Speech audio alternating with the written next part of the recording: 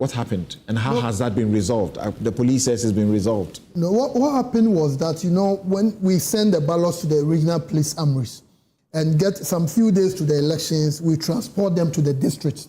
And I believe the Koforidua incident, the transportation of the ballots from Koforidua to the Mpraiso constituency. And for each bag containing the ballots, you can have as many as 7 seals, depending on the number of political parties that have put their seals. And in this instance, about 2 of the bags, they had their seals broken, but others were still intact. And we have our team in place. They checked, they did all the checks, and they realized that nothing had been tampered with.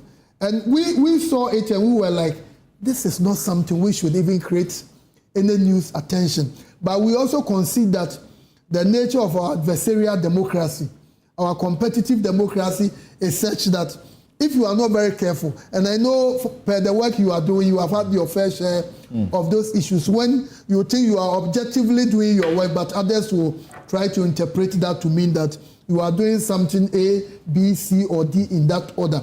And the most important point is that all these ballots, before we even send them to the polling station, the agents of the parties are aware, the party executives are aware, they know what is going to polling station A, what is going to polling station B. So when these things happen, we should just take our time and let's look at the processes for resolving them. And I was happy the police later on issued a statement that everything had been resolved, and per what our regional director also told us, there is no cause for alarm. So we are confident going into the elections, and we are expecting Ghanaians, there over 18,774,000 registered voters, to go out there in their numbers on December 7th.